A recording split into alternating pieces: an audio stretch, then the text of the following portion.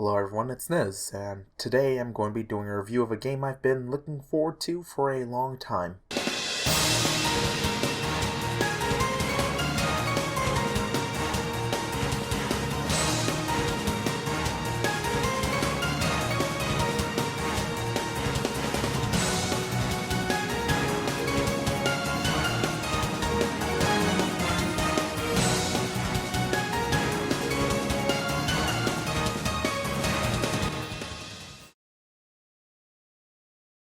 Indivisible was a project in the works for a while. I actually backed the game when it was still in development. It's an RPG fighting game hybrid with a platforming overworld as well as some visual novels sprinkled in for the dialogue for good measure. The game is about a teenage village girl named Ajna who embarks from her village to face the forces of evil. She makes several friends from strange lands in her journey and learns valuable life lessons and techniques from a cast of characters from varying cultures, professions, and experiences. This is deliberately vague as to avoid spoilers, as I'll be going far more into the story in the story aspect of the game review. One thing worth noting, this ambitious project was developed by the team Lab Zero, which might sound familiar to you.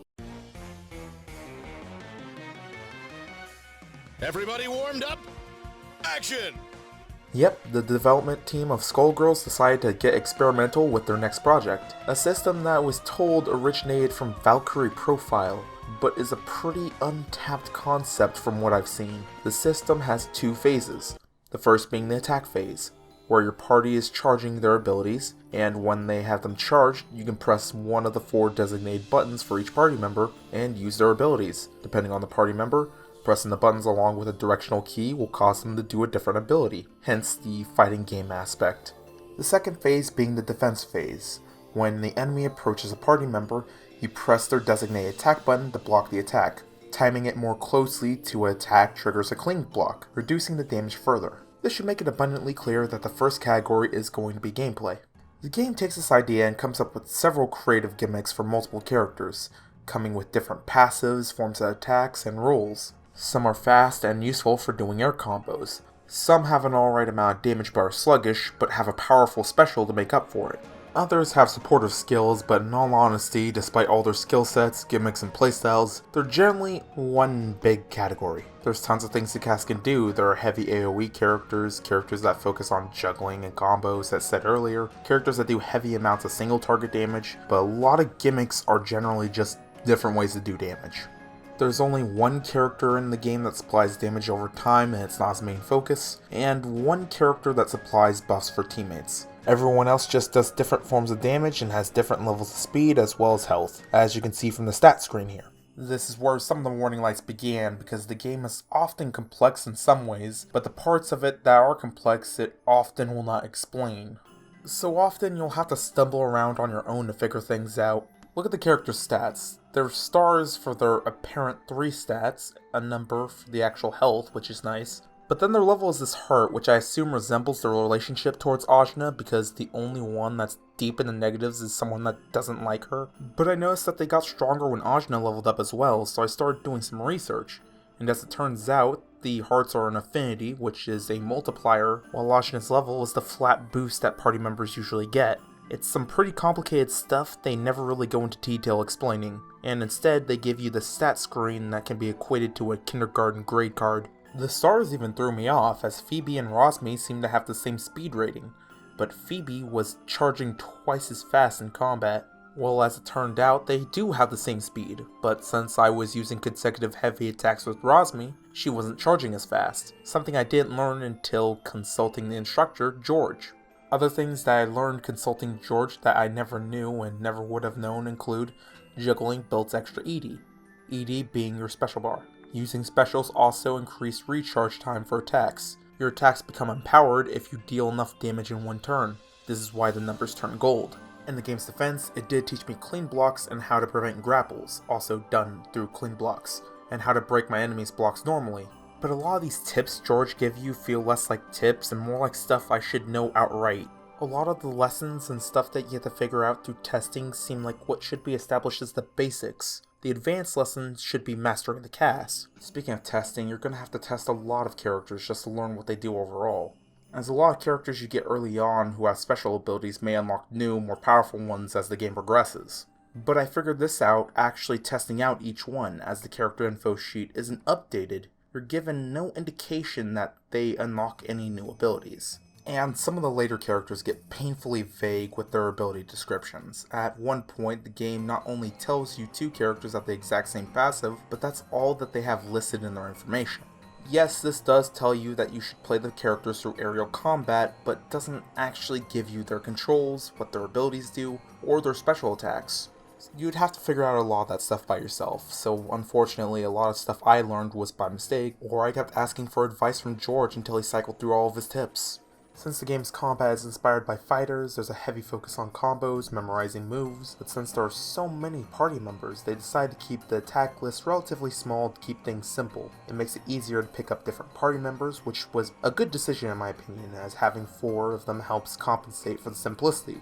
You'll only really miss an attack if it doesn't make contact rather than a percentage chance to hit or miss. This also counts for enemies, as they can't hit airborne allies with ground attacks if they don't go high enough. And if 2 enemies focus on the same ally, there's a possibility that they'll get knocked back so far from the first attack when blocking that the second enemy misses due to attacking where they were at the start of the fight rather than where they end up.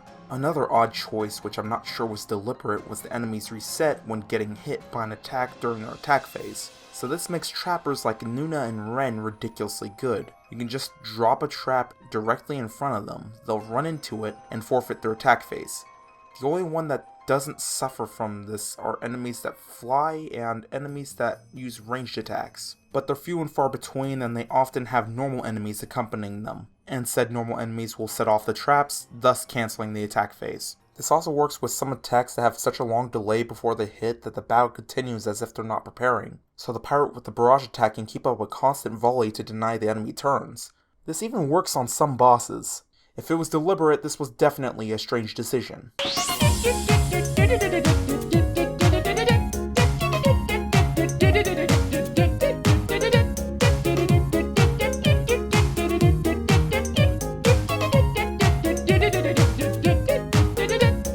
There's also an issue with the vastly varying depth of some characters. Some will have multiple uses, strategies, clever means of using them like positioning during a special attack, enemies and ally positioning, and more. Zara, for example, supplies buffs on the party with 3 songs. For each song, it starts with 1 person when used once, 2 people when used a second time, and a third time it targets all party members except her. Which party member it starts with and who gets said buff second depends on the buff and the placement of your allies. But the buff order remains consistent based on where Zara is, and since she can lose focus and all buffs reset if she fails to clean block an attack, it might even be beneficial to make sure certain characters get certain buffs immediately, and as a result, it benefits greatly to know where to put the damage dealer for the immediate damage increase, and to have a speedy character to be in the spot where you can receive a speed boost, allowing them to get another set of attacks in before the rest of your team finishes recharging. Now compare that to Honok and Zebok. Their full gimmick is hitting a ball at the enemy and it deals more damage with each consecutive hit. Yeah, that's actually it. Hitting the ball with the directional hit doesn't lead to different ways to hit the ball back, it's all just based around hitting the ball. That was deep. I know. Yeah. Their special abilities is to switch damage types. Due to their oversimplicity, they end up being painfully simple to play, but they also lack basic features many other characters have, such as being able to normally break blocks or hitting multiple targets, making them weaker than average in several situations. They also have this problem where their ball is sometimes obscured by the map, forcing you to guess where the ball is. But since I bring it up, I'm gonna go ahead and talk more about the overworld and the battle area being one and the same, which leads to a few issues, one of which being fights near pits. The combat has a large amount of knockback, which is a very apparent issue as enemies will sometimes fall off pits, leading to the encounter resetting and gaining nothing from it. In hindsight, having such a feature in a game where 2 separate modes of play involve fighters and platforming seems like a dangerous mix to not factor in falls. The problem affects both parties. When fights happen to be near edges for your party, your furthest back party member will be stuck in limbo, running back in position, only to fall and respawn to do it again the entire fight. These are just bugs, yes, and can also be patched out, but I point this out because the integration of the combat in the overworld actually has no effect on the game other than these bugs. Bosses have attacks for you to dodge and block in the overworld, which does mix up the combat, breaking it up with more focus on platforming that you have learned. and giving some bosses abilities for you to overcome, but the environment doesn't have any effect in combat. The way bosses use the environment now doesn't actually require for the overworld and the battle to be tied together. It might be more convenient, but if there was a battle screen you were taken to with a backdrop and tile set based on the area you're in, not much would have changed except for there to be far less enemies and allies falling off the edge. With the lack of the environment getting involved in actual combat, and enemies not coming up with any new strategies other than trying to run up to you and hit you until you hopefully kick the bucket, and with you not being given much reason to try to do anything other than that as well, it does feel like the combat is just the exchange of your allies beating the hell out of whatever you stumble across. Rinse and repeat until it's your turn again or until the enemy dies. But now that I mentioned the platforming, I might as well get into more detail on it.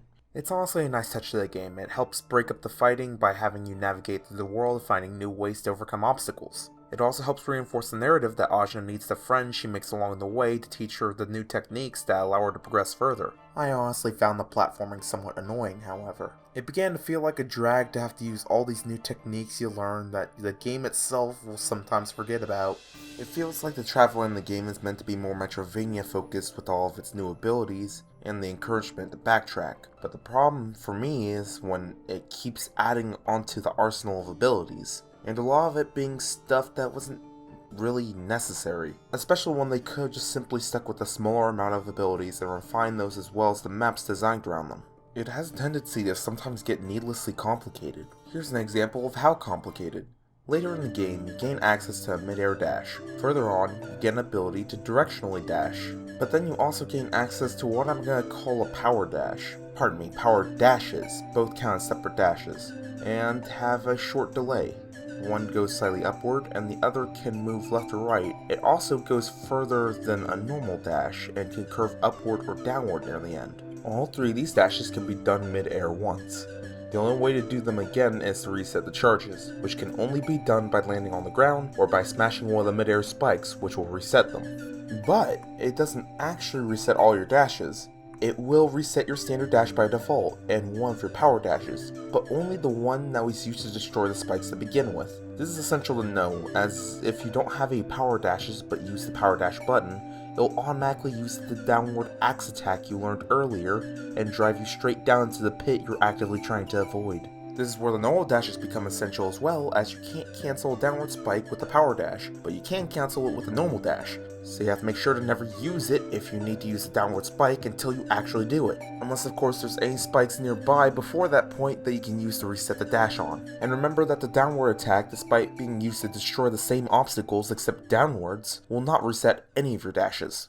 See how complicated this gets? Fortunately, it's a lot easier in execution, but it wouldn't be so bad if you were ever told a majority of this stuff. Some of it they do teach you by encouraging you to experiment with the map, like with the spike reset trick, and that's a good way to teach the player, but some visual indications just aren't explicit enough, like how on earth was I supposed to know that this only resets your main dash and one of your power dashes, especially when I would do the axe attack instead of dashing when I'm out of dashes, so I just assumed that I was pressing the wrong buttons. Teaching the player this way is a good idea, and the dashes aren't even that complicated. The issue arises with the lack of visual indication of what everything does and what it means. There is a visual and audio indication of your dashes being reset on destroying an obstacle, yes, but I've only figured out exactly what it resets after a fit of frustration when trying to get to the secret boss for half an hour. The game is trying to put in all these features and really wants you to learn and practice them yourself. This becomes abundantly clear when you have to climb the same mountain 3 times in the game with all the platforming skills you learn, but a little higher each time. Mind you, you learn skills that open up shortcuts to bypass areas you've already been through the previous times, but when it came to the platforming in the main game, it was going from challenging the player to padding out the game. But nothing gave me that feeling more than ring cells. Ring cells are the collectible item in the game that you can find traversing the world, often gained through standard means and using newly learned abilities to backtrack and gain now accessible areas, and looking for secret spots they would be hidden. This seems to be here because the game doesn't have an equipment or shop system, and if they weren't here, then the only form of progression the players would really have are levels. This is explained away by Ajna's disdain towards money, but I can't help but note that I'm not entirely sure how much the devs wanted the system. Sometimes they'll have really cool alternative pathways and platforming means to get to ring cells, and you would have to land safely as to not reset yourself and lose them. But then other times, usually when you're going to fight a large boss, they'll just hand you a bunch of them on the way there. So what exactly are ring cells used for? They are used to increase attacks per turn your party gets, and the power of your clean blocks. And the game's generous with these things. There are more of them in the game than you actually need, which honestly just made me silly for going out of my way to find the hidden ones when I could have just went to Mount Samaria the third time and getting a bunch of them just by walking around. Especially when you only really need to upgrade your attack. Once you upgrade your defense to a certain point, it's no longer really necessary. This leads me to my biggest complaint, and one that you may have seen frequently, and that's the dip in difficulty. And I think a large part of it is the distinct power spike that comes from upgrading your defense. By default, clean blocks block a majority of damage when regular block reduces it far less. When upgraded once, clean block heals the party member for 1 health, meaning that clean blocks essentially negate all damage. Okay, so an editor's note, the damage reduction doesn't make you immune to damage until the second upgrade. Mind you, this is still the halfway point for upgrading defense, and defense costs far less ring cells than attack to upgrade. So despite the mistake, my point still stands. So pretend I say twice instead of once when I talk about upgrading defense. If it was up to me, this would be the final defense upgrade. As considering the game lacks any sort of status effect or damage over time, so long as the gameplay is fair, anyone who masters clean blocks at this point becomes unkillable. This would be the ideal goal, to be good enough where you can make a risk to perfectly time every block, but now you can use your 4th character slot for another damage dealer. If you want a second one from this point forward, you'd have to use Ajna's Revive ability, which requires a full meter and has diminishing returns. This has now become a game of risk versus reward, where your confidence will give you more damage, but you will always have the option to just play safe and give up your 4th damage slot for a healer, being less effective damage-wise, but also being granted that safety net. While this is still not a perfect combat system, it does add a level of weight to who you bring to the table. Upgraded again, however, the clean blocks start healing party members based off the damage that was intended to be dealt, meaning that clean blocks can now be used as a viable recovery from failing to clean block other times. The final upgrade increases this healing further.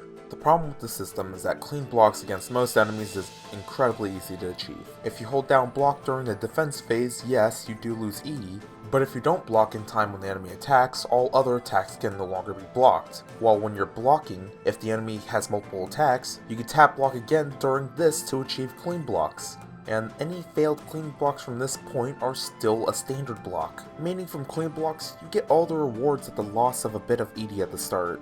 And the fact that clean blocks not only generate ED and give members attack charges, but that upgraded outright heal party members, you can run a team of glass cannons without a worry in the world, because now everyone can heal themselves.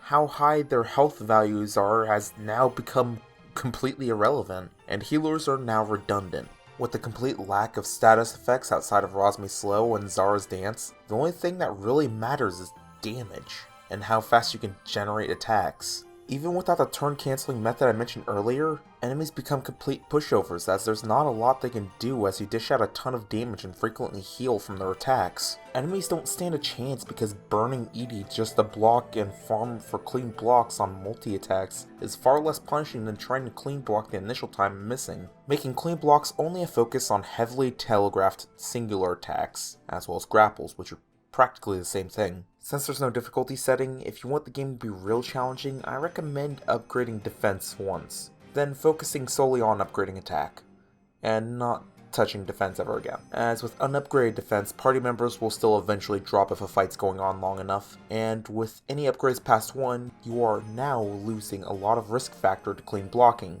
But even then, this doesn't change the fact that preemptively blocking is encouraged more than trying to simply clean block the first attack. In summary, the enemies with lacking any curveballs other than enemies that only take notable damage when midair, and enemies that heal from magic damage, and nothing really changing from the environments except what forms of platforming become the most necessary, the game should have became repetitive and maybe even dull for me pretty quick. But funny enough, no such thing happened. What is ironically a weakness for the story was a strength in its gameplay to me. Having such a large cast of personalities, fighting styles, and means of dishing out damage, hell, their block animations even varying drastically, led to me being entertained and at the very least recruiting and getting a solid grasp on each party member. The problem gameplay-wise is some characters were spread a bit too thin. And at the end of the day, the only goal for a majority of them is just to dish out as much damage as possible. And that's promoted by the game by letting the players be far too safe when upgrading their defense. And the inconsistent health values make it feel like a chore to fight some normal enemies, while others that feel like they should be more important often feel like they have the health of a normal enemy. The game could use some health value touch-ups, a drastic nerf on clean blocks, and some varying roles than just damage, as there's an incredibly small amount of non-immediate damage options. Maybe not have enemies forfeit attacks if someone gets hit by a delayed attack or trapped during their turn, and maybe have a battle screen instead of using an overworld. A pretty tall order, I know, but what Indivisible has is pretty good. Its biggest blemishes are what it lacks, and that's no different in the next category, which is going to be an interesting one: the story. And here's a timestamp to skip past the spoilers of this review in case you don't want to have the story given away. You have been warned, and from this point on, it's fair game. Okay, so I'm going to go through the entire story, explaining it to the best of my ability. I'm not going to include side quests, as I'll talk about those in general separately from the story once I'm done going over things and giving full context of what I'm going to be talking about. I'll go over the story a second time after, but only highlighting parts that stuck out to me. Ready? Alright, the game starts with a flashback of a battle between an unknown entity and the 4 heroes that intended to stop it. The fight seems fairly large scale, and the heroes defeat the mysterious enemy while barely making it out with their lives. The game then fast forwards 16 years, and you take control of the main character, Ajna, the daughter of 2 of the characters fighting this odd entity in the past. Ajna is raised in a village called Ashwat. She is overseen by her father, who is the chief, and no one else, unfortunately, as Ajna's mother had died from means that are never explained to us. Ajna, during training with her father, becomes agitated towards him, wanting to know more about him as they're supposed to be family. Her father leaves after her outburst and heads back to the village. Ajna returns to find her home in flames as a soldier of Ravanavar's army stands over her father's body. Ajna, after saying her goodbyes to her father, fights the mysterious man. But when they appear to both go for a final charge, he disappears. As it turns out, he was trapped inside some sort of temple in Ajna's mind. Fascinated by Ajna's new abilities, Ajna and the lieutenant named Dar work together to reach Ravanavar's fortress. Ajna under the motivation of vengeance for what Ravanavar's army did, and Dar eager to have Ajna offered as tribute, as he would definitely take interest in a girl with her power. They meet a couple of odd characters on their way venturing outside the village, attempting to reach Ravanavar's men, 2 of which being Rosmi, a shaman hermit who secluded herself in the woods with the soul of her pet tiger entrapped in a lantern. They also met Jinseg, who is a far-traveling botanist who they help get resurrection lilies that are famous for their reinvigorating properties. Dar leads them straight to the Navarre army and has Ajna captured for Ravanavar, and the army imprisons Dar along with Ajna and her friends. She manages to manifest her axe out of her mind and escapes through the vents, still hellbent on facing Ravanavar. The elevator to his throne room was locked off, and Dar pointed out the only way to enter the fortress without access to it is to cut off the power, which is an issue due to the fortress flying several feet in the air.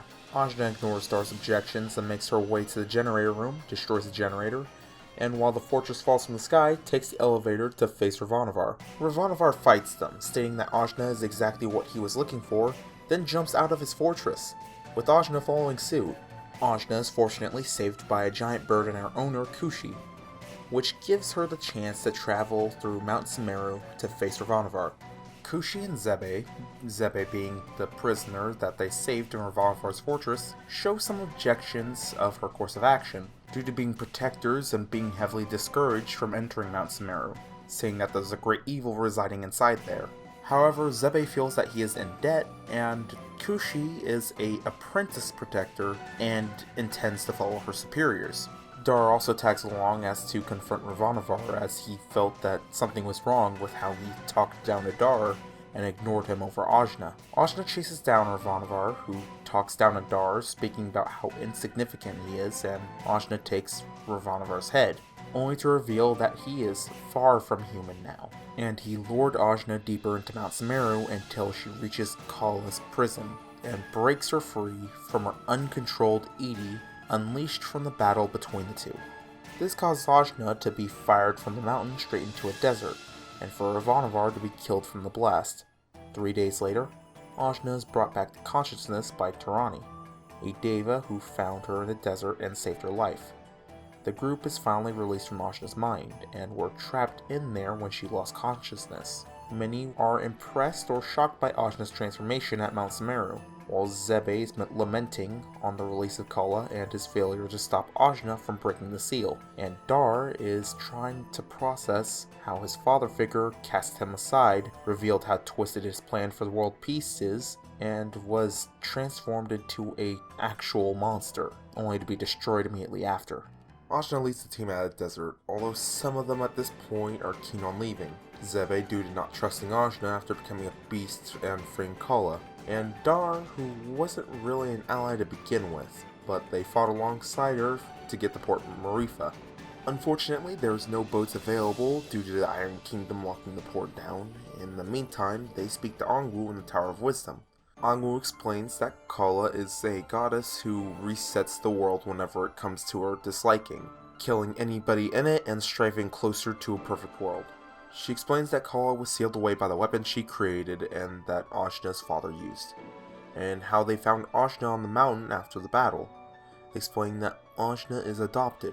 Now that Kala is released, there's little hope other than Ajna to face her again, as the weapon used to seal her away was destroyed in the process, and two of the people that fought Kala are now deceased, and one is missing. Ajna is told, however, that she has the ED to face Kala herself due to being a fragment of her. So through training enough and getting enough allies on the journey there, she just might be able to face her. But they cannot reach Mount Sumeru unless they have access to the Chakra Gate. Ajna is told that she has to go to Kanu, the Iron Kingdom, and Taikron to channel the gates so that they can activate the one in the Tower of Wisdom. That way they'll be able to reach Mount Sumeru again. In doing this, Ajna will be able to face Kala herself on the mountain. So to get to these nations, they find the pirate Bautzai, and they join her in taking the port and getting her boat. Starting with Kanu, Ajna runs into Nuna, who's trying to find Angwu to help her village in its time of need, as the Serpent Queen is using her magic to shut away the village from the rest of the world. Ajna, outraged by the imprisonment of the people, doubles her efforts not only to reach the Chakra Gate, but to oppose the Serpent Queen. Dar objects to the idea as they do not fully know the story, or even understand why the Queen is doing this in the first place. Ajna ignores these objections and faces the Serpent Queen to prevent the imprisonment of her people. Before the battle, the Serpent Queen states she's doing this as a last-ditch effort to protect her people from Kala after her release.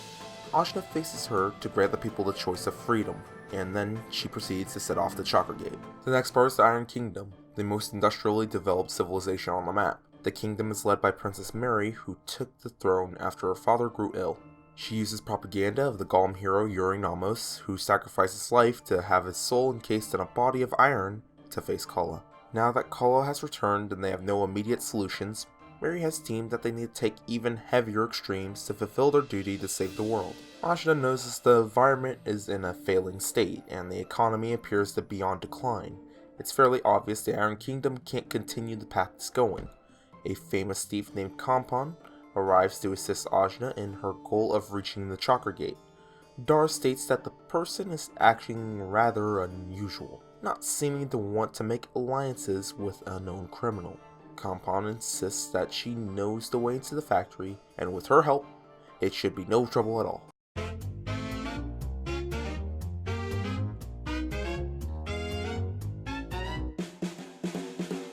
In reality, Kampan was working alongside Princess Mary as Ajna's ED was a suitable power source for their newest machine that contains her father. I should specify, Princess Mary's father.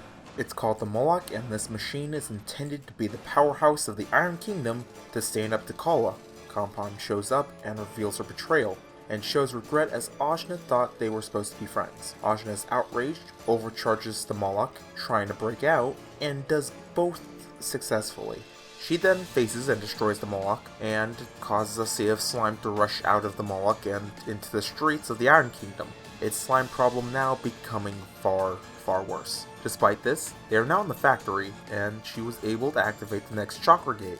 It is also worth noting that they meet Euronamos, who, while damaged, Ajna helps repair. The third location was Taikron, a city falling apart due to substance abuse, while a fallen deva named Mara, a former friend of Tarani, was ruling over everyone here, enabling said abuse. They face him in the adversary of the town's hero, Naga Rider. Although he is doing his best facing his nemesis, Garuda Cruel, at every turn, despite his attempts, Tarani is the only one capable of healing the mass addiction in the town. Once they try to enter his abode, however, Garuda captures Tarani and they find her later being held captive by Mara to have dinner. Tarani threatens Mara when he tries to sick his guards on Ajna, and they fight their way to his labs to confront him and access the chakra gate. Unfortunately, Mara was far too corrupted to be saved by Tarani and was petrified by her healing water. They leave Mara behind and access the final chakra gate, while Garuda takes this opportunity to execute Mara and rule on his own. She also convinces Tarani to stay with her despite her desire to remain in Tai Krung and clean up the rampant addiction that only she can effectively cure. At this point, Ajna has all she needs to reach Mount Sumeru, and to do so, she teleports to Lan, but not before Dar and Tarani lament on what happened in all the places they were meant to save. Ajna is then held up by monks who judge whether she is ready or not. It doesn't take long before Ajna's impatience gets ahead of her and she attempts to leave. The monks quickly judge that she is not ready due to her actions and reckless abandon. When Ajna tries to force her way past the monks, Dar confronts her directly, trying to talk her down, and when that doesn't work, blocks her path. Unfortunately for Dar, through sheer stubborn tenacity, Ajna slips right through his barrier, and Dar comes along defeated, but determined to see this through. Ajna, traveling through Mount Sumeru, falls for Kala's traps. In a fit of rage, she loses all control of her power and unleashes her power towards Kala. But unfortunately, said power was directed on everything nearby. As the team try to stop Ajna, they find their attempts ineffective, and the group begins to panic as her shots get dangerously close to the mountains and Lan. Dar, in an attempt to clear her mind and save her, or at the very least shield Lan from her wrath, jumps in front of the final beam, attempting to shield the village only to be turned to dust. Dar's death brings lucidity to Ajna long enough for her to lose consciousness from her overexertion. Ajna is then trapped in her dreams, reflecting on her actions and how they not only were ineffective of solving the problem that ailed each land, but since the problem was not treated at the source, her intervention actually made them worse. Connell was still in an unstable, reclusive state, and there is now infighting among the people. The Iron Kingdom was overwhelmed by slime, making everyday life for the people more hazardous than before, and Tai Krung's new leader, Garuda, was an even more merciless tyrant that doubled down on the substance abuse to control the populace. Seeing what has unfolded from her inner rage, Ajna confronts herself, and tames the beast within, gaining a better sense of temperance and restraint. She wakes up nearly a week later and to find Rosmi, Kushi, Zebe, and Jinsei remaining by her side. Some of her other friends like Nuna, Baosai returned home. Tarani left Tai Krung to take care of the people there. Ajna returns to all these places to clean up the mess that she made in each one, and as it turns out, Kala was also making some of the places worse with her influence. The Serpent Queen and her people were being attacked by her former second-in-command, who was punished heavily after Ajna's actions in Kanul. Ajna managed to beat the sense back into her, and manages to get the Serpent Queen to accept her apology and have her return home. The Iron Kingdom was struggling with revolt, and the overabundance of slime. Princess Mary was swept away by said slime and became a monster engulfed by it. Fortunately, Ajna, along with the help of Kampan, who wanted to make amends for her previous actions, defeat the Slime Princess and free her from the gelatinous prison. They speak with Mary, and she is convinced by Ajna to fix her kingdom by putting less focus in engineering and cleaning up the slime in her cities and make the kingdom far more comfortable to live in. In Tai Krung, they join forces with Naga Rider, who determines that the only way to fully solve this problem is to overthrow Garuda Cruel and take him in, but once they defeat him, he takes his own life, blinded by the idea of denying Naga Rider the glory of killing him, a glory that he didn't want to begin with. But he was far too gone to see this. Ajna also reunites with Tarani and uses her increased power along with Tarani's cleansing abilities to produce a city-wide rain. that has the healing properties imbued in it, saving people from the epidemic that was running rampant in the streets. Ajna, now repairing all the problems that have initially sparked, returned to Mount Samara one last time to face Kala. Kala taunts Ajna with her inner demons. This proves to be ineffective as Ajna is matured enough to see through the lies, and she makes her way to the stars to face Kala directly. Ajna and her friends manage to injure Kala, but she simply is too powerful to outright defeat.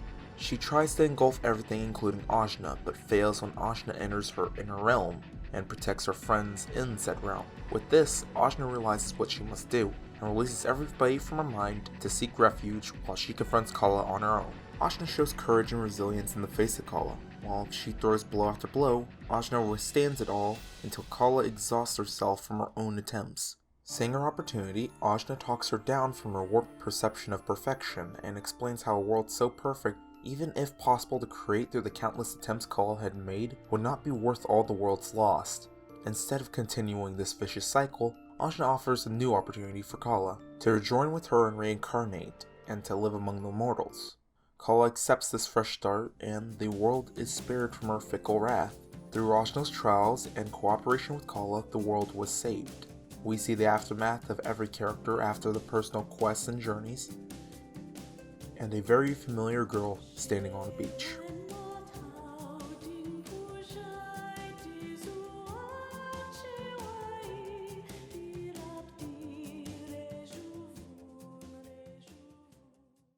Now I'm going to go ahead and go through the story case by case. One thing I sort of noticed about the intro, and this is a nitpick, I fully admit this, but I'm near certain the reason the aftermath made Indir's hair white is because they realized he aged pretty drastically for 16 years, even for a single dad.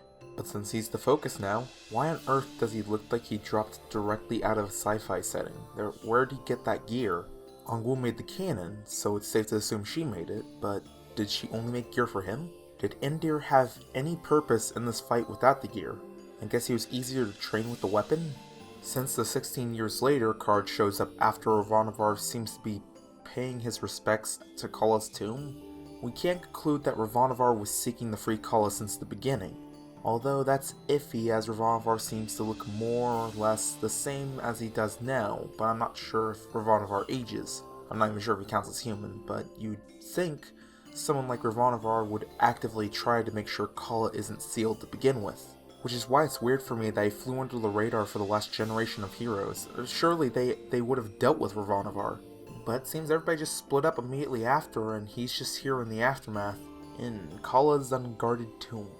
There was a nice amount of foreshadowing between Ajna and Indir at the beginning when he states that Ajna is a very strange child, referring to how they found her at the end of the mountain, but that's about as far as my compliments will go for this part. As for Dar entering Ajna's mind, it seems kinda odd that he was able to enter when every other party member Ajna gets at least consents to joining with her, which is kind of a big point to dwell on, as it's the whole reason Dar not only joins Ajna, but takes interest in bringing her to Ravanavar.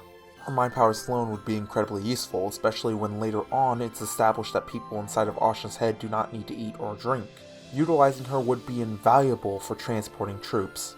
I don't quite get why Dar is arrested along with Ajna, however, as he's proven that he's absolutely loyal to the Navarre army, and fairly high ranked. I doubt Ravanavar, especially when we know how little he actually cares about Dar, actually ordered this.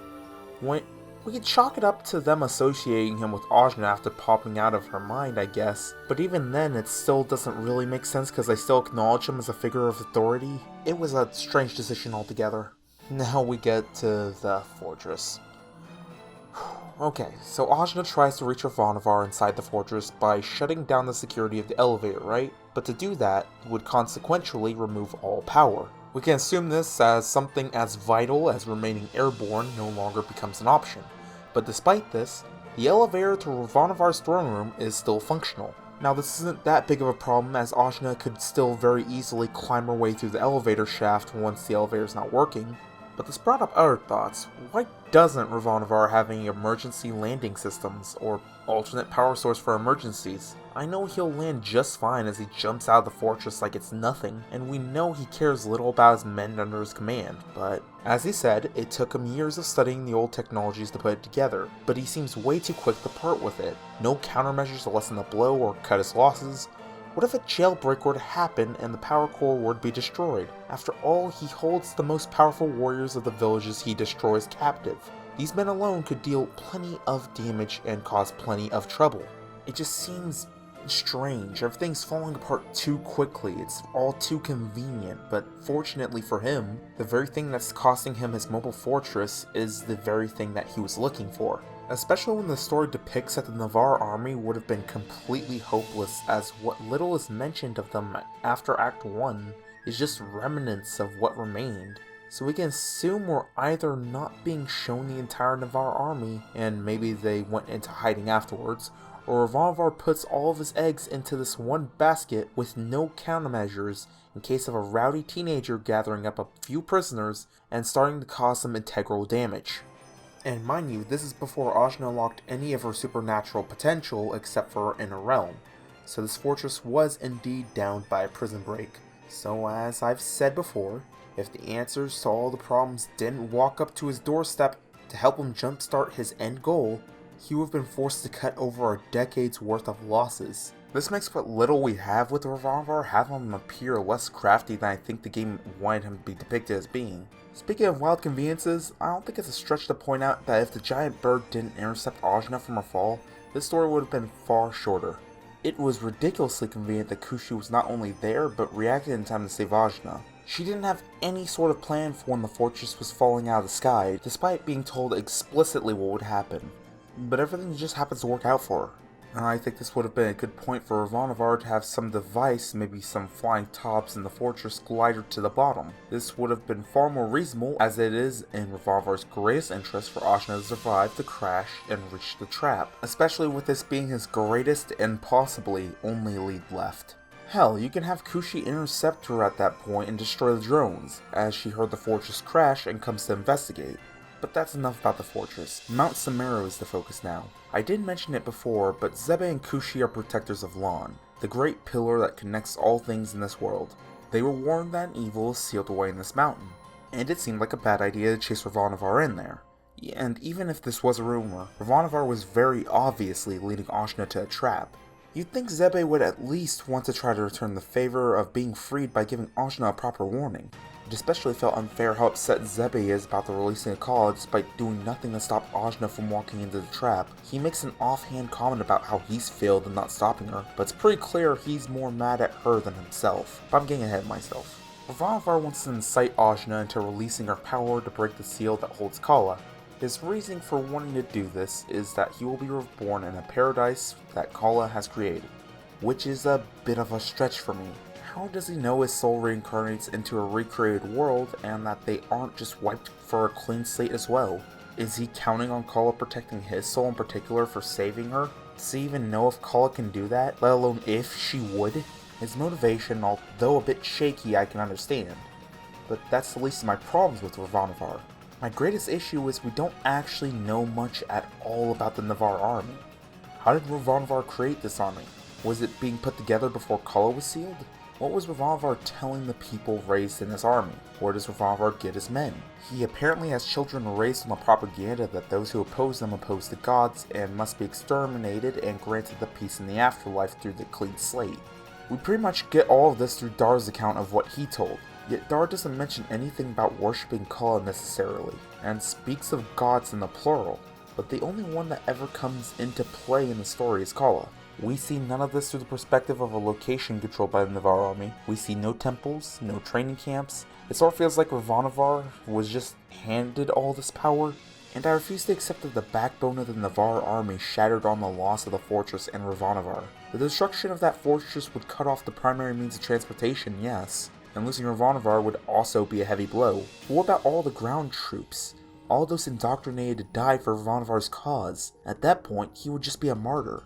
We know so little about how Ravanavar came to be, how he came into power, or what he tells the subordinates about the great plan that he has. We know incredibly little about this antagonist. He was built up for about 2 hours and dies. That's a tenth of the game's length max. and the majority of the Navarre army seems to just disappear along with them. I'm legitimately worried I missed something big because the only other thing I remember learning about the Navarre army is significantly later after Tungar's quest. Revolver wasn't the only one rushed, especially in Act 1. Ajna's father and Oshawott are removed from the equation in the first 2 minutes of the game. It's really hard to sympathize with Ajna's losses and hang on to Dar's crimes as long as every single character in the game does, when the only conversations we see she and her dad have was an argument about how little Ajna knows about him, and a last word pep talk. Everything in Act 1 feels like it was on fast forward. Everything is establishing just to be immediately resolved, and as a result, there's no real feeling of payoff. Now, on to Act 2. Act 2 has plenty of problems, and I will be going over them, and the explanation of those problems are probably going to be even longer than Act 1, but that's mostly because Act 1's issues was its lack of substance. Act 2, however, in my opinion, is the best written part of the game. The pacing feels natural, the motivations for most characters are on point, and it has some quality conflict. In Act 2, Angu drops a ton of information about Kala and Ajna, and even some on herself. I was kinda annoyed by this in general because by Act 2, we learn more about Angu and Yurinamo separately than Ajna's parents combined. And that doesn't really change. Angu states that she made a super weapon that sealed Kala 16 years ago, but it was destroyed. We don't know what it was made of or how long it took, but she never seemed to be working on creating another one just in case, or mention trying to repair the old one, or any sort of plan she had for this. One of the people who helped contain Kala, the one now living in the Tower of Wisdom, the greatest source of knowledge in all the land for so many years. And yet she did not have any sort of contingency plan in case the seal that is unguarded and never maintained is released. It's like Plan Bs just weren't invented in this world yet. Another thing in this that's worth noting is that Zebe is very mad at Ajna for releasing Kala, and struggles to trust her for being a part of the greatest evil they warned about, which is a fair point. But why on earth did Zebe, if he was worried about this, if he at the very least was told by such wise monks that there was an evil residing in this mountain, did he not point out how odd it was that Ravanavar talked about Ajna in their fight in the fortress, and at the very least piece together that this was a trap? How come Kushi, who is essentially an apprentice protector, is more immediately worried about this than Zebe? How come he's taking so little responsibility for his carelessness? He wants to leave, but where on earth is he going to go? Back to Lon? None of them can, that's the biggest problem. I'll get back to Zebe later, don't worry. I actually think the Iron Kingdom was pretty well written in Act 2 in general, but I had one major issue with Compon. The Iron Mouse herself has a very strangely written betrayal scene. It turned so frantically on a dime, I didn't know what to make of it at the time. When Ajna confronts her, saying that she betrayed her, she says with 100% confidence, I did.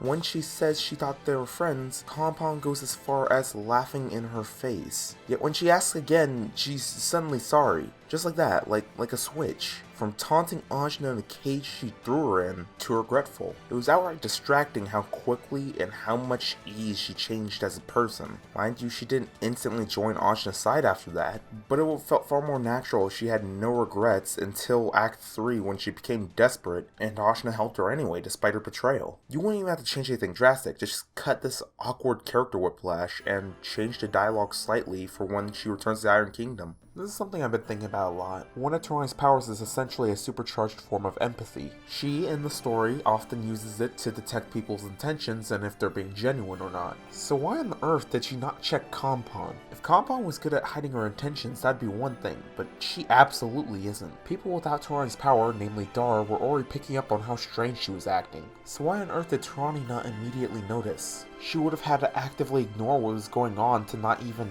think to try. But, onto Ajna's decision-making overall in this part. Although Dar is the voice of reason, he lacks the credibility in Ajna's eyes, and will often point out Dar's past to make him easier to disregard to others. So a lot of scenarios in Act 2 will play out like, Ajna, a word please. I know we have our differences. We've started as far as possible from the right foot, but that doesn't mean that we're still adversaries. After all, I have sworn my sword to you. But what you are doing here could be chalked up to reckless nature with good intentions if we were being generous. Your intentions are good, but you cannot use that to justify this careless attitude towards those you determine in your way. It is a sentiment that leads to damnation, one that I recognize all too well. So I am asking you, no, I am pleading with you. Whatever decision you make next, Do not make it based off the account of one scared village girl.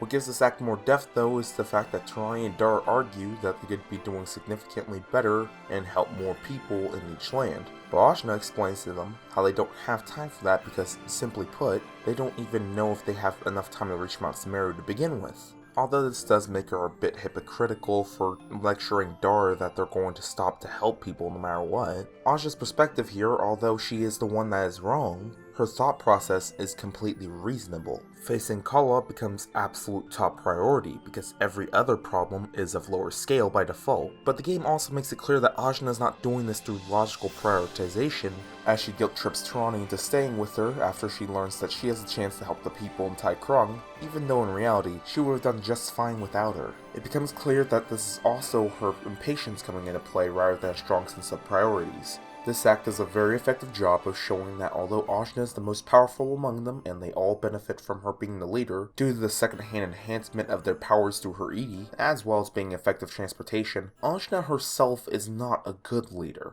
I was really happy that Dar openly confronted Ajna when she tried to force her way out of Lan. I was, however, disappointed that he was the only one. Zebe was stating that Ajna already was on thin ice. He should have been opposing her when she was trying to defy the elders he has sworn to protect. In fact, there should probably be a lot more infighting between the characters in general. It would have definitely at least given the primary ones more presence in the story. But the fact that Zebe isn't siding with Dar in the entirety of the end of Act 2 seems outright out of character for him. He has sworn to protect this place, and why on earth would he keep his mouth shut for some girl he barely trusts? And for the reason that she is a fraction of the evil that the elders of said village warned him about? And Ajna is only proven to be a destructive force in her time let loose in the world at this point? Zebe has absolutely no reason to remain loyal to her in this moment, and it feels like an oversight in the writing that he does not at any point interfere. To be brutally honest, Zebe is underutilized, and Dar is mistreated. So I'm going to go ahead and take this moment to explain the tragedy of the former lieutenant of the Navarre army. Dar is a murderer. He was a fresh lieutenant from an army that has committed countless atrocities and destroyed several homes as well as families and cultures in Ravanavar's name. A figurative and literal monster. He took the life of Ajna's father, and although he is a new lieutenant, we can only assume that it's unlikely his first innocent life he took. So I'd completely forgive you for not only disagreeing with me seeing him as a hero, but maybe even outright confused by the prospect. Well, don't worry, I fully intend to explain. When confronted by Ajna as he sees a prone child in a vulnerable state, rather than immediately attacking her, as a cold-hearted killer would, or taunting her for a weakness, Dar gives her the respect of saying her goodbyes and hearing her father's last words before they fight. He's not taking advantage of her state, and he patiently waits until she is prepared to battle. He only intends to give her a warrior's death. Later, when they're forced to work together, and Ajna finds her axe in the hands of a fallen soldier of the Navarre army, Ajna states that it was stolen, which it clearly was, while Dar argues that the prospect is inconceivable. Something else must have happened. This is an obvious part of Dar's delusion, as he truly does believe that Ravanavar and the Navarre army, as an extension, have a righteous and noble cause. He truly believes that they're in the right. After all, Ravanavar has been teaching him these lies since he was a child. Everything they're doing is cruel, but a necessity. The very least they can do is commit these crimes with a level of respect and dignity. So the idea of the soldiers under his command committing crimes like petty theft is disgraceful. This is the first crack in everything Dar believes in, and he truly begins to believe something is wrong when he and Ajna are captured, and he joins Ajna's quest to face Ravanavar as to reach him and reason with him. And I want to go through everything that happened at the end of Act 1 through Dar's perspective. Dar has destroyed Oshawott village, killed their chief, and discovered an unknown power in the chief's daughter, then successfully returns her to the fortress for study, as he knows Ravanavar will take interest in said power. Everything has played out nearly perfectly up to this point. The mission was successful beyond expectations, and for his effort, Dar is imprisoned with the girl. He manages to find his way to Ravanavar's throne room through her and explains his achievements, as there was obviously a miscommunication in the battle reports or something along those lines, and he should at the very least be reinstated. Ravanavar, his father figure, actively ignores him and only takes interest in Ajna for her power. When confronting Ravanvar again on Mount Sumeru, he learns how little he cares about him when it's explained he's just a blip of power compared to Ajna, and that it can't be borrowed to remember his name. Dar has his eyes open when he is told that the peace they sought involves the annihilation of humanity through Kala, and that Ravanavar selfishly expects to be reborn in the new cycle in a more perfect world. When Ravanavar dies and Kala is released, Dar is imprisoned along with the others in Ajna's mind for 3 days. This is a test of his resolve and morals. He is left there to contemplate, alone, nobody consoling him as he is. After all, he is the soldier of an army the group loathed, so any acknowledgement he got was likely venomous. Afterwards, despite denouncing him, he is still associated with Ravanavar and often berated by the party. But despite this, when they reach Port Marifa, he sets aside what remaining pride he has and begs Ajna to allow him to join on her mission to stop Kala. He doesn't want to become a blade for hire, working for the next meal instead of with standards. At the same time, he likely doesn't even want to work with people who's been treating him like this the whole time. But Dar makes his choice on his own, prioritizing penance and the greater good. Dar, in fact, far sooner reflects on his failures and his actions and becomes a better person for it than Ajna does. With this, he learns to question his superiors and to ask more questions of the goals of others. Where Ajna sees the encasing of a civilization in Kanu, Dar understands that there is a reason for this. He states that they need to dig deeper on the motivation of the Serpent Queen. He understands that what she's doing is a difficult decision that was made not only for the sake of her people, but as a result of their earlier actions. Don't think about it so much. I know I won't. When they get a lead to reach the Chakra Gate in the Iron Kingdom, Dar immediately starts warning Ajna the danger of working alongside an open thief, and since she seems to be doing this with no profit in mind, they have no idea what's in it for her and therefore where her loyalties lie. Dar very clearly cares about the well-being of Ajna at this point and is trying to talk her out of walking into more traps. He recognizes her good intentions, but knows from personal experience they mean nothing if the person has no regard for the cost of their actions. This is also seen once they actually reach Lawn and the monks inform Ajna that she's not ready. Despite this, Ajna in a fit of anger and impatience attempts to leave anyway, and Dar, knowing himself that she's not ready, actively attempts to stop her. When he fails to stop Ajna, he still accompanies her, as despite his objections and the foreshadowing of their failure, he still has a duty, and he will live to see it through or die trying. When the time came, when Ajna began taking the downward spiral, succumbing to her rage, Dar took the stand. Something's coming! Brace yourselves, everyone!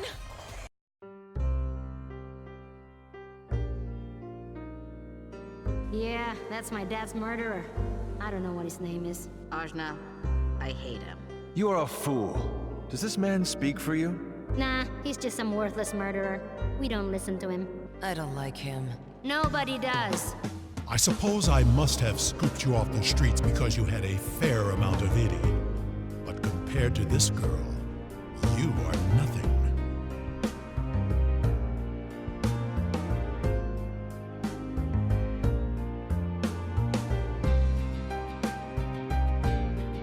I'm sorry for this and for everything else. God, get me straight!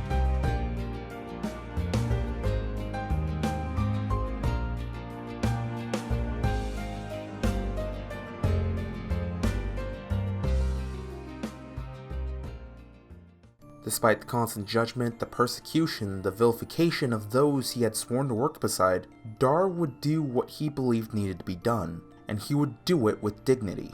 He was frequently misconstrued as a person. Ajna even seems to think that he was making a big change, and I think Ajna has the wrong idea. Dar, as a person, changed very little. He has questioned his leaders after his realization, yes, and his attitude does improve, but most of his change is where his loyalties lie. He remains an honor-driven warrior who is dedicated to being a sword of a leader who will bring harmony to the world. That is why Dar had the conviction and courage to throw his life away for the sake of others in the heat of the moment. Meanwhile, Zebe, twice, had failed his duty as a protector. He had, or at least should have had his guard up the second time, and should have known better.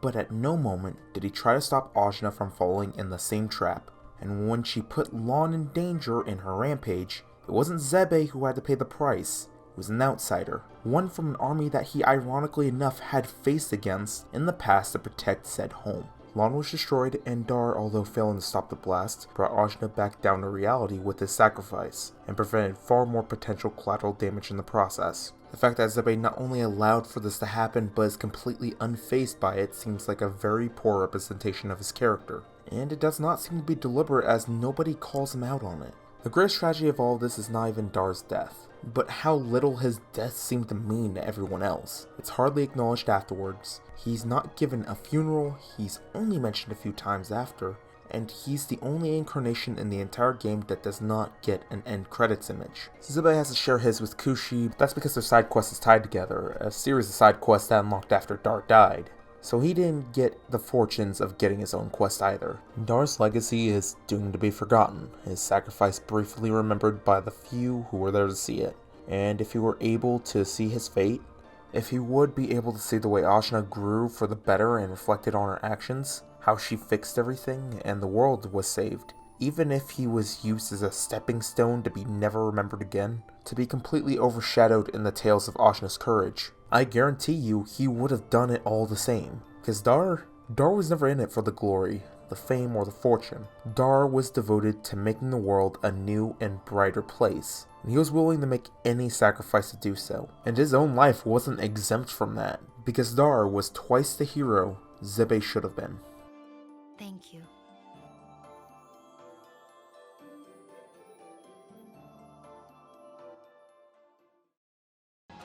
The difference between Dar and Zebe is one is given the spotlight to be given the presentation needed to be fleshed out, while we're told what the other is and what he's all about, but he never lives up to it. That's not to say that Dar is a perfectly written character. There's no point that Dar should be assisting Ajna in destroying the power source to the Flying Fortress. Once they're inside the fortress and Ajna states her goal of destroying all the power within the fortress, causing it to crash, Dar should be off board.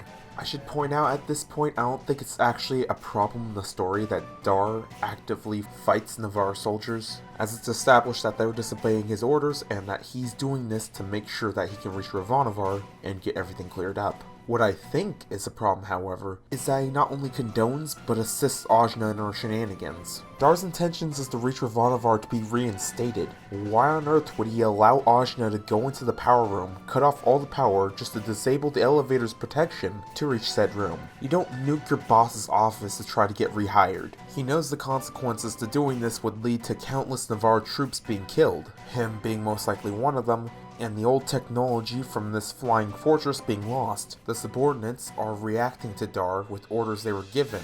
That means that they either spoke to Ravanavar or spoke to someone who has. So Dar, a former lieutenant, should be aware of alternatives of contacting his lord. Oh, and he definitely shouldn't assist Ajna in fighting him at this point. It wasn't a deal breaker for me, but it was very, very distracting. Zebe is just a symptom of the greater underlying problem from the game in general.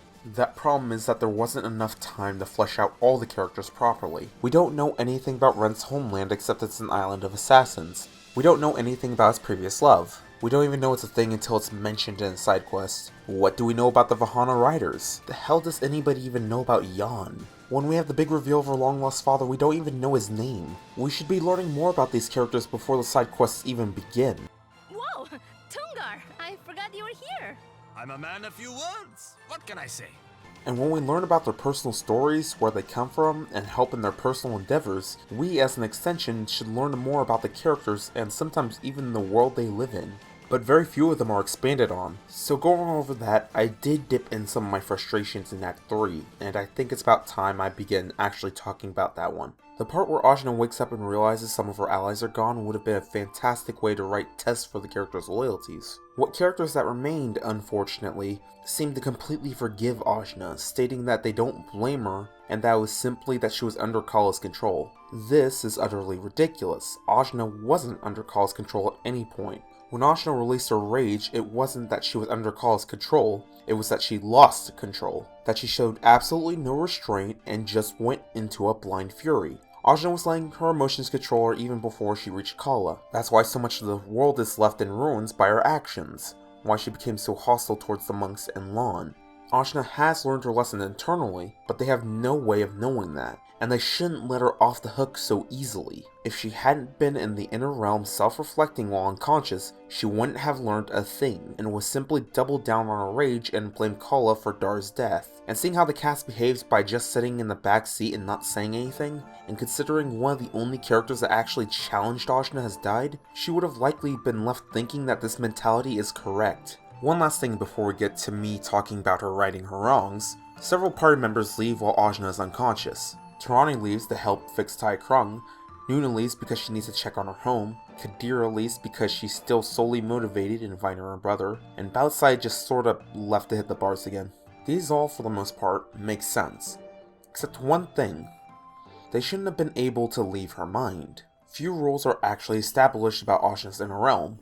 It's one of the many things that need more explanation, but never got it. But we do know that the Inner Realm is used to tie together the story and gameplay when it comes to how Ajna can carry around a group of people, and how she can carry her weapons despite not having any physical means of holding them. It's actually really nice that they go through the trouble to make sure that all these details fit into the story seamlessly. Except, one rule that was established after Act 1 was that when Ajna falls unconscious, nobody in her Inner Realm can leave. Originally, I thought this was a pretty cool concept to be able to test the resolve of the current set of characters in the group, knowing that if she falls unconscious, they'll be stuck in her mind, and the fears of what would happen if Ajna were to become comatose or worse. Despite this, however, after Ajna fell unconscious for nearly a week after the end of Act 2, everyone was able to leave her mind and return to their business or remain by her side. Unless everyone was outside of Ajna's mind at that moment, it makes no sense that they were able to go outside of Ajna's mind, but there is no implication that this is the case. The game even is mindful of showing 4 party members in the scene of Dar's death. So unfortunately, the game doesn't remain consistent with the very few rules that is set for Ajna's Inner Realm.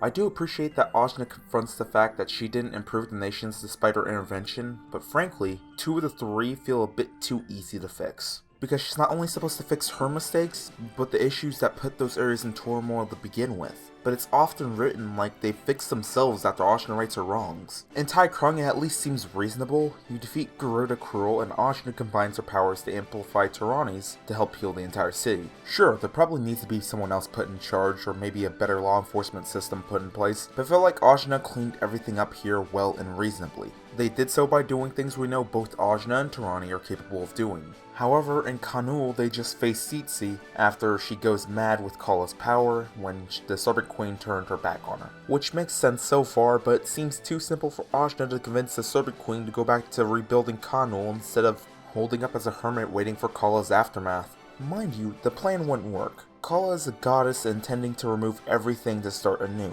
and what the Serpent Queen was making was essentially a magic bomb shelter. And even if they do survive, nothing's stopping Kala from resetting the world again if they, several generations later, open the seal to peek their heads out. But Ajna didn't even need to convince her afterwards to give that up. She just sees Ajna's intending to stop Kala and figures that's good enough for her. I just hate the idea that Ajna stopped basically 2 of the only people in the world that had a plan for if Kala came back and convinced them to just believe in her. They barely know anything about her. Even if she's capable, why would they trust her after what she did? Because she came back to fix it? How gracious of her. But the worst offense to me is Princess Mary, whose entire past, motivations, and mistakes were given as exposition last second by Euronymous. And then after Ajna gives Mary a pep talk, she knows what she has to do. And it's so incredibly vague that it almost sounds like she's mocking Ajna. And I'll start by cleaning up all the slime. By myself if I have to. She even states that she'll clean up the slime herself if she has to. As if that's possible. I'm gonna chalk it up as an expression of a can-do attitude, but even if Mary turned out to be the world's best janitor, it's not at all what she should be doing. She's a leader. I know that sounds very snobby of me, but that's because she should be making the orders that will lead to all of this being fixed. One more helping hand is nothing compared to the power and influence that she holds. I think Mary should have done something along the lines of pulling back her armies and ceasing expansion. Refit the tanks as plows and scrubbers for the slime, and having research focus on means of safe disposal. I think it would have been a better lesson for her to learn at least. Mary has proven to be at least a good enough leader for the expansion of the Iron Kingdom to be effective. Mind you, part of that is likely the technological advantage they had. But it's very obvious Mary is a victim of her own hubris. She needs to face reality and realize that there's no way to sustain the expansions she's making without harming the people that she's committed to protect. Yet the scene has what I found to be an oversimplified solution, and I think Mary's writing, as well as the writing of the Iron Kingdom, suffers for it. And this isn't even focusing on how they believe in Ajna enough to put the fate in the world in her hands. I know I already mentioned this, but you would think that they would grant her all the resources that they have to ensure she succeeds. Giving party members like Compound and returning Nuna was a good start, but these nations either need a plan B, which they gave up, or full commitment to Ajna's cause. What I'm trying to say is give me your Anamos, come on. I do want to say when you're facing Kala, it is a pretty great moment in the game, seeing her get more strained and frustrated trying to incapacitate Ajna as she uses her tenacity and newfound inner peace to develop a resilience that Kala can't break through, even when pushing herself to the absolute limit. I at first thought it was also too easy for Ajna to convince Kala, but Ajna actually brought good points. Points Kala likely never heard from a mortal before, as it seemed that she avoided meddling with them in general. We can't know for sure, but Ajna does explain how the pursuit of perfection is completely fruitless, as even Kala's perception of perfection is warped. A world without conflict, discourse, and disaster would be painfully boring, especially for a goddess as fickle as Kala seems to be. So Ajna's proposal of reuniting and living life as a mortal is honestly a pretty interesting concept, especially since Ajna, despite defeating Kala, has no real means of killing or sealing her. The real question now, I guess, is what happens if the world does end up on the brink of destruction and Kala isn't there to reset it? Can Kala still re-emerge from reincarnation? If this were to happen, Kala will likely be a more merciful, patient, and wise goddess thanks to learning among the mortals through Ajna's eyes. Kala's third eye returns to her with the perspective of a mortal, and she, a goddess, learns from it. So in summary, yeah, I actually liked the ending quite a bit. It's just a shame how bumpy of a ride it was to get here, and with the actual feeling of payoff in this moment, I can't help but remember Ravanavar not being nearly as satisfying to face. But the ending itself?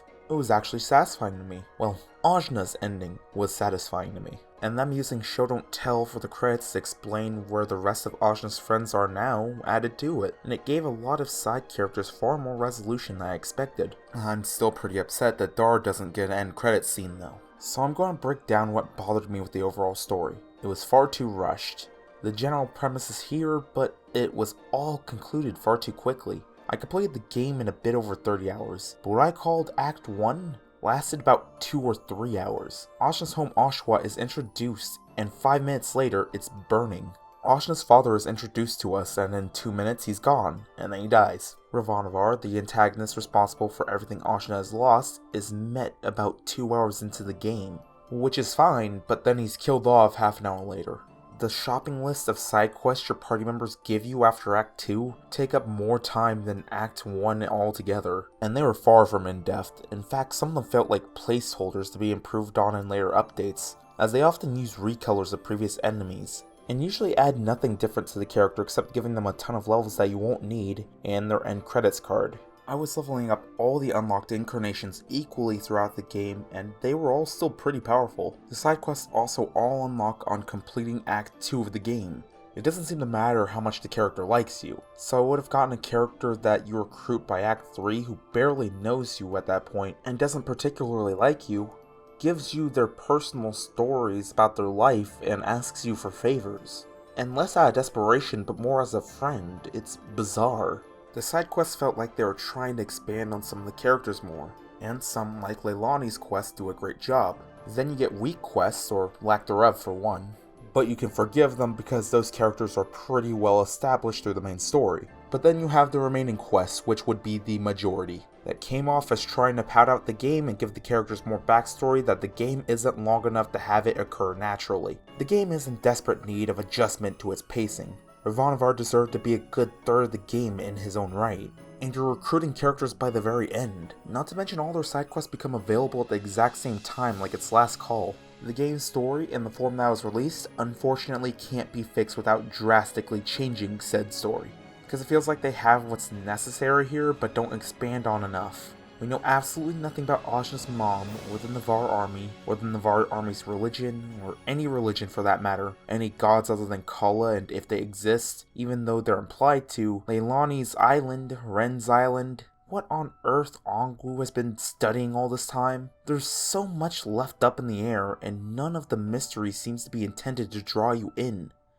but rather they just didn't bother going into it. The game's also in need of world building. It establishes a lot of things in dialogues and hints, but leaves them there and are often just a single comment on them. All this extra stuff doesn't feel like additions to a living and breathing world, but just tacked on to an actual story to make it feel bigger than it actually is. This is especially a problem with the characters. To give this perspective, here's a list of all the characters considered primary characters, so anyone who is not optional. Now I'm going to take out the ones that don't contribute to the plot. By that, I mean the only thing that would change if they were removed is some dialogue. No contribution to the main plot or development of other characters. So that's about 9 of the 20 characters on release. And this is not including 2 that were meant to be in the initial casts on release but were not released in time. They'll be added in post, which, to be frank, is telling how much they'll matter to the plot if they're just going to be added to the full game after. Not every character has to play a large role in the story, but a game like Indivisible with such a heavy emphasis on the unique characters, their designs, their personalities, and ambitions, it feels like a disservice to them to have them just tag along and to have their side quests you can do along with all the others in bulk, and then a credit screen card. Hell, I enjoyed the game's cast, but the game's flow makes some of them barely get the spotlight, and makes their personal quests feel more like a chore than a personal mission. The story is a rushed mess, and it felt like a lot of the characters were in need of being explored further, as well as its villains. Indivisible is far from a short game, but it's too short for the amount that it's trying to put into its story, and as a result, many parts of the game end up having great characters, depth, and nuance, while others end up being shallow. The game probably should have been twice as long as it was, at the very least, to expand on the primary cast and have them do more self-reflection. For example, while talking to a friend, I thought it would be a great arc for Baozai if she was overly nice and helpful towards Ajna, and to be called out by Tirani when she decided to leave after Tirani leaves to Tai Krung to help the people there. She realizes Baozai was not being good out of sincerity, but the selfish desire to get in her good graces. She didn't realize this sooner, as she sensed warmth and happiness in Baozai when she helped Ajna, and mistakes these feelings as a sense of generosity rather than the warmth that she gets from getting approval from Tirani. Baozai learns to be more earnest about that, not necessarily a benevolent hero, but a much more sincere and honest person.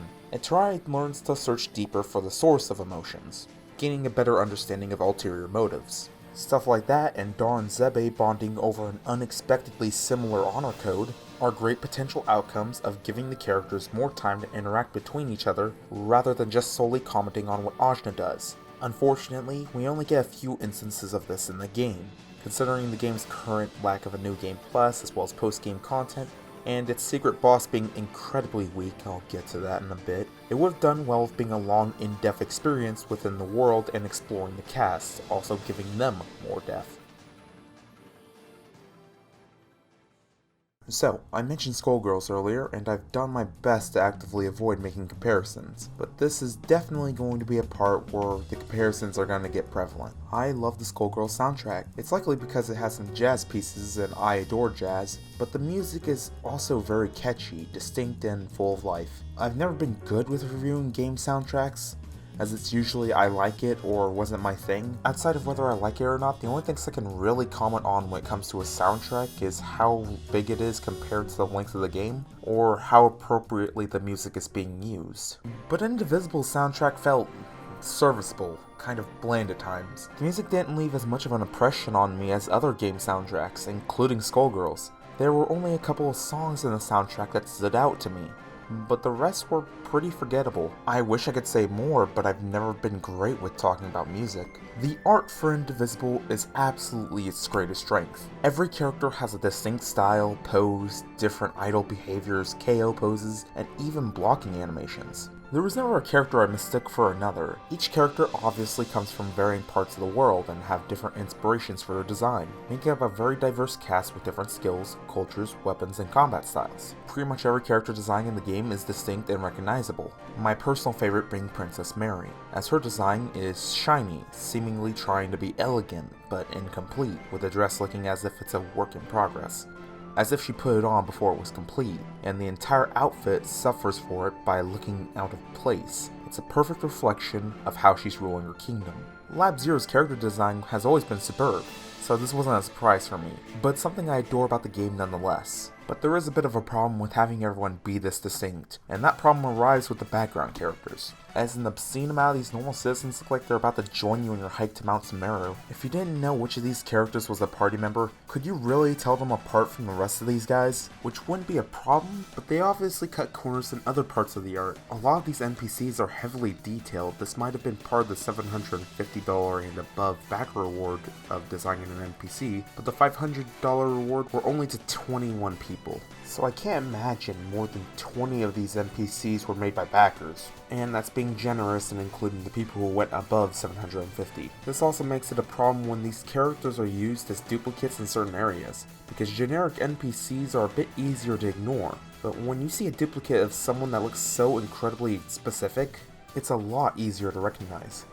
The duplicates become a real issue in Tai Krung, the greatest offender being the club, where there is a room filled to the brim with several duplicates, all with their animation being on a loop far too fast for it to come across as an idle animation, and I'm near certain they're all set on the same loop speed.